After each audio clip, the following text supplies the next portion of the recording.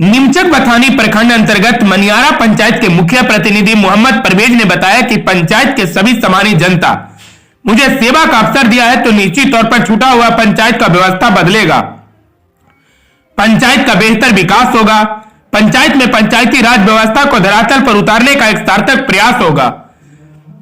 ग्राम सभा आम सभा में स्वीकृत योजनाओं को प्राथमिकता के आधार पर की जाएगी। पंचायत में भय और भ्रष्टाचार को जड़ से मिटाने का कार्य किया जाएगा। पंचायत के सभी समानी जनता जनार्दन और नौजवान साथियों का मान सम्मान का विशेष ख्याल रखा जाएगा। सरकार द्वारा संचालित कृषि योजनाओं का लाभ पंचायत के किसानों तक 100% सुनिश्चित किया जाएगा। सबका साथ सबका विकास और सबके विश्वास के साथ पंचायत का संचालन होगा। हर क्षेत्र में विकास ही विकास देखने को मिलेगा, चाहे मनरेगा से हो, 7वीं वित्त योजना हो, स्वच्छ भारत मिशन का योजना हो, नाली गली आवास योजना, वृद्धा पेंशन, विधवा पेंशन हो। मेरा करीब करीब हर वार्ड में नाली गली का कार्य पूर्ण हो चुका है। अगर कुछ वार्डों में काम छूटा हुआ भी है तो साल भर के अंदर में पूरा करने की बात बताई। किस लिए यहाँ पे आए हैं? पेंशन किन यहाँ कौन बनाता है ये सब? कौन बनाते हैं? मुखिया जी बनवाते हैं। ये मैंने ऑफिस रखे हुए हैं। ऑफिस रखे हुए। इससे कितना सुविधा है आप लोगों को? फायदा क्या है? बहुत फायदा कभी जानबो नहीं करते थे कि किधर मुखिया जी चिन्हो नहीं करते थे। ऐसा तो नहीं है यहाँ कोई आदमी रहता है कि ऑफिस बंद भी रहता है? नहीं, ऑफिस 24 घंटा 12 घंटे तो उपलब्ध रहता है। क्या नाम हुआ आपका? मेरा नाम अजीत कुमार है। कितना नंबर वार्ड से आते? 15 नंबर वार्ड से। किस लिए आए हैं यहाँ? राशन कार्ड बना रही है। किनके द्वारा यहाँ बनाया जाता है? मुखिया के द्वारा बनाना है। पैसा ना पैसा नहीं। पैसा कौड़ी नहीं लेते हैं, मैंने ऐसी काम होता है यहाँ। ये सुविधा अच्छा लग रहा है आप लोग के? कि क्या नाम हुआ आपका? नाम लक्ष्मण। कहाँ से आते हैं? सीमापुर से। कितना नंबर वार्ड पड़ता है आपका? यही बढ़वा है आपको। अच्छा, कितना नंबर वार्ड पड़ता है? 15 नंबर। क्या है, किस लिए आए हैं यहाँ पे? अभी बताइए किस लिए आए हैं? किस लिए आए हैं यहाँ? किस लिए आए हैं? इंदिरा आवास के लिए। यहाँ काम होता है सही से? किसके द्वारा ये सब काम कराया जाता है यहाँ? मुखिया जी। क्या नाम हुआ आपका? बिरजू। पंचायत के हैं? क्या पंचायत का नाम है आपका? कितना नंबर वार्ड से हैं? क्या आए हैं यहाँ क्या करने के लिए? किस लिए आए हैं? राशन कार्ड बनाने के लिए। तो यहाँ मैंने ऑफिस में आते हैं। किनका ऑफिस है? मैंने मुखिया जी का ऑफिस है। सुविधा आसानी से मिलता है? अच्छा होता है यहाँ? ठीक। क्या नाम हुआ? सबसे पहले अपना परिचय दे दूँ। मैं मोहम्मद परवेज, भूतपूर्व उप प्रमुख पति, वर्तमान में मुखिया प्रतिनिधि मोहम्मद परवेज, मनियारा पंचायत।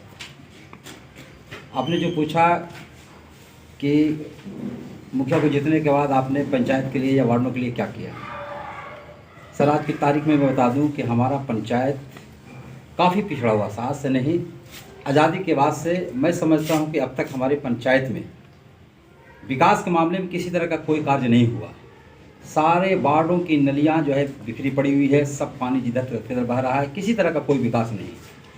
लेकिन मैं बिल्कुल जो है दावे के साथ कह सकता हूं कि जब से जो है हमारे मुखिया शम्स तबरेज़ शम्स ने पदभार संभाला है, वो पदभार संभालते ही हमने नियमानुसार ग्राम सभा किया और ग्राम सभा के अंतर्गत हमने हर एक वार्ड को बुलाकर हर एक वार्ड का जो है योजना लिया है।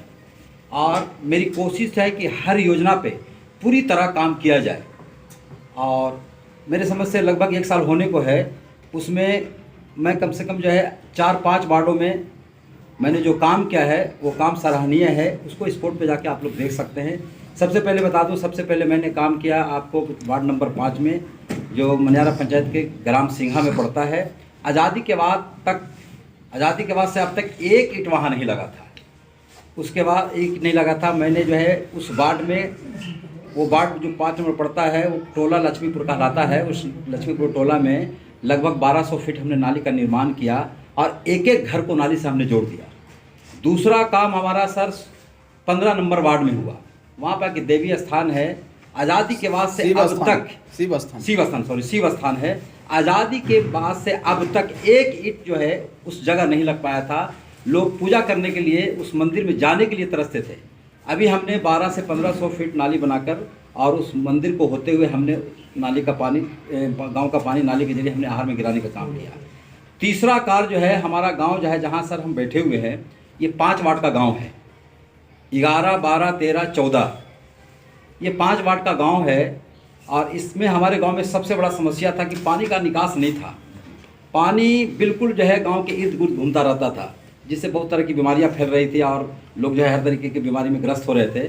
तो अभी हमने एक प्रोजेक्ट पे काम कर रहे हैं, बहुत बड़े नाले पे काम कर रहे हैं। हमारे गांव से नाला निकलते हुए बिल्कुल एक आहर आगे तक का है, उसमें जा रहा है। लमसम आज की तारीख में मेरे समझ से लगभग 2000 फीट नाला का निर्माण हो चुका है और अभी वो काम चल रहा है, जिसको देखा जा सकता है। सर कहीं ना कहीं सर जो नदी की समस्याएं हैं और सड़क पे पानी बह रही है, उस पर आप क्या बोलना चाहेंगे? सर जो भी गांव का समस्या है नाली से संबंधित, मेरा प्लानिंग ये है सर कि मैं उस गांव के पूरे पानी को एकदम एक नाले के जरिए जो है, चाहे आर हो या पैन हो या ऐसी कोई जगह हो जहां उसको अंत करके बिल्कुल जो है उसको जो है ना ज़मीन के अंदर हम उसको दाखिल करते हैं।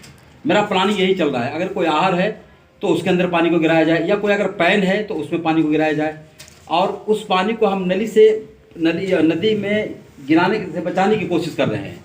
जो पानी जो है नदी में गिर रहा है, मैं सोच रहा हूँ कि उससे पहले उसको आउटलेट बना करके और चैम्बर बना करके जो भी लोहिया स्वच्छ बिहार अभियान के अंतर्गत जो काम चल रहा है कि भाई नाली के पानी को या गंदे पानी को जो है नदी में नहीं जाने दिया जाए, सर मैं उसमें पुरजोर तरीके से काम कर रहा हूँ। आपकी पंचायत लोहिया स्वच्छ भारत मिशन में?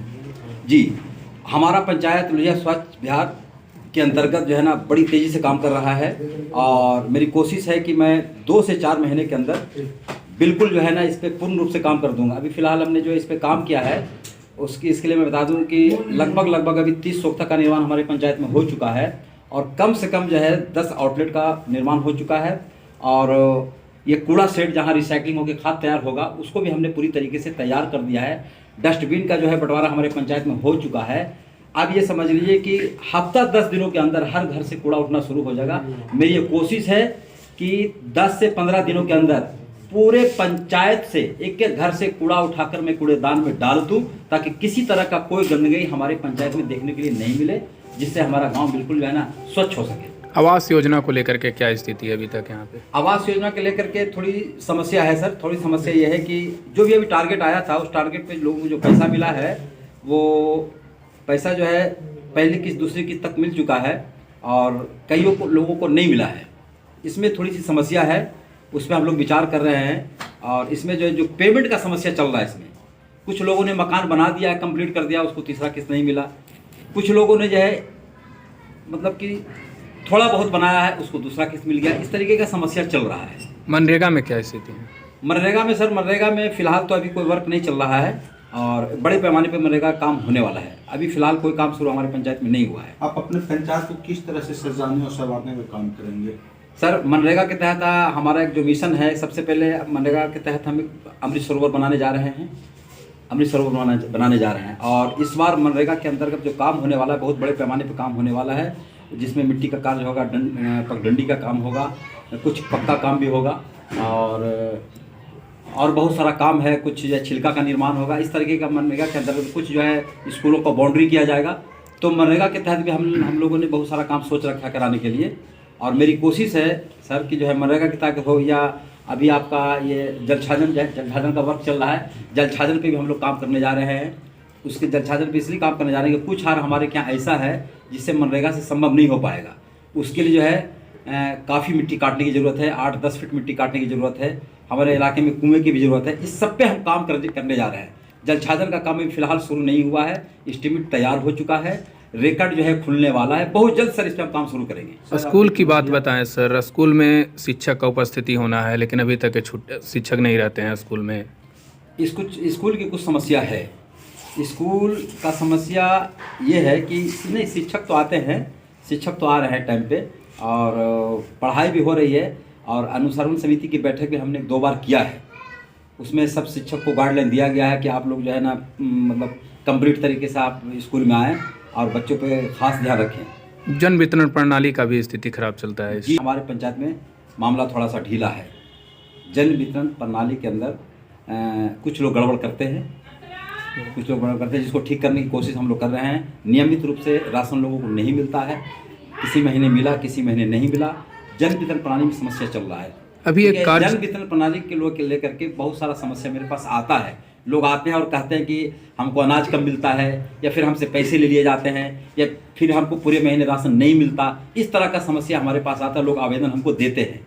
अभी एक कार्य चल रहा है सर, रास्ता में आते वक्त मिला था रोड का कार्य, रोड ढलाई हो रहा है। जी। ऐसा भी देखा जा रहा है कि कहीं ना कहीं किसी का घर के पास एकदम जहाँ सरकारी जगह नहीं है, मान लीजिए कि उसका घर है, घर के अंदर तक के ढलाई किया हुआ भी है।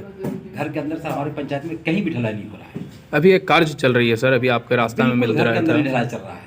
मैं आपको दावे के साथ कह सकता हूँ कि किस घर के अंदर ढलाई नहीं चल रही है। बाहर की जो जगह छुटी हुई है, घर के सामने जो सरकारी जगह है, जो गली है, कहीं पे गलियाँ चौड़ी है, कहीं पे पतली है। तो जहाँ पे चौड़ी है तो चौड़ी के हिसाब से वहाँ पे पीसीसी किया जा रहा है, जहाँ पे पतली है वो पतले के हिसाब से पीसीसी किया जा रहा है। वैसे किसी के घर में ढलाई नहीं किया जा सकता और ना ढलाई किया जाएगा। परिचय देंगे अपना। और जो ढलाई पीसीसी का कार्य चल रहा है वो उसकी जो मापी होती है, जो एस्टिमेट होता है जितना फीट का, उसी के हिसाब से हम लोग ढलाई का कार्य कराते हैं। परिचय देंगे पूरा अपना। परिचय मोहम्मद परवेज, वर्तमान मुखिया संस्था प्रतिनिधि।